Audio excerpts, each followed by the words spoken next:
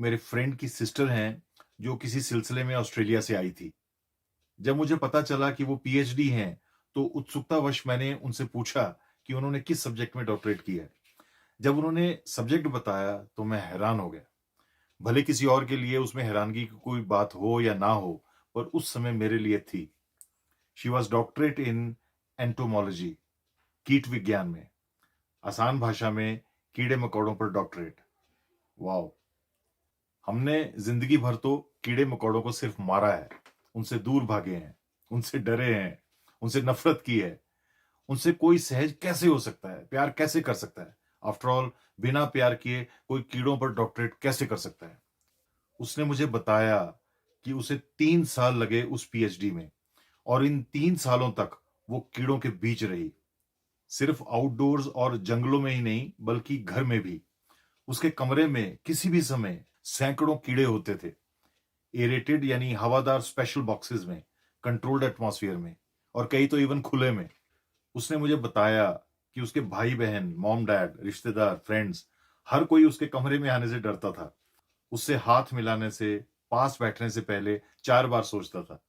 उसका नाम भी कइयों ने कीड़े वाली नीतू रख दिया था।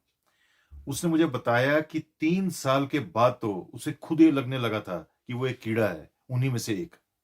उन 3 सालों में उसका 8 किलो वेट कम हो गया था, क्योंकि कई-कई बार कीड़ों के साथ काम करते, उसका खाना खाने का मन ही नहीं करता था। मैंने उससे फिर पूछ ही लिया कि तुम्हें कीड़ों से डर नहीं लगता था?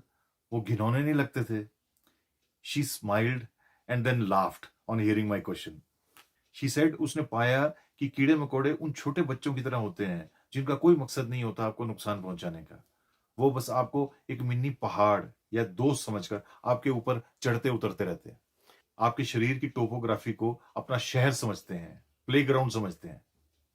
शी सेड पहले तो मैं ग्लव्स पहनती थी, पर धीरे-धीरे 2-3 बार बीमार होने के बाद जब इम्यूनिटी बढ़ गई, तो मैंने ग्लव्स पहनने भी बंद कर दिए।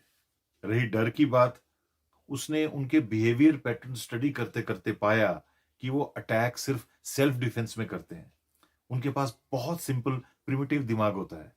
उनके पास इतना दिमाग नहीं होता है इंसान की तरह कि दूसरों को मज़े के लिए या मूर्खता के चलते नुकसान पहुँचाने के बारे में सोचें।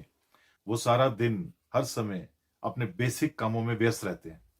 शी सेड उसने अपने कई कीड़ों का नाम रखा हुआ था। अमेरिका, रशिया, जर्मनी, जापान, टिड्डा, पहलवान, हीरो, हीरोइन, जंपर, क्लाइंबर और ना जाने क्या-क्या। उसने मुझे बताया कि जब कोई कीड़ा मरता था, तो उसे वही इमोशंस महसूस होते थे, जैसे किसी पेट या किसी नोन के जाने पर होता था। उसने एज़ होमो सेपियन दूसरी स्पीशीज़ की प्रेज़ेंस में जीना सीख लिया था। उसे बहुत दुःख होता है, जब वो देखती है कि बात-बात पर, बिना किसी खतरे या प्रोवोकेशन के, लोग आस-पास के कीड़े-मकोड़ों को देखते ही मार देते हैं।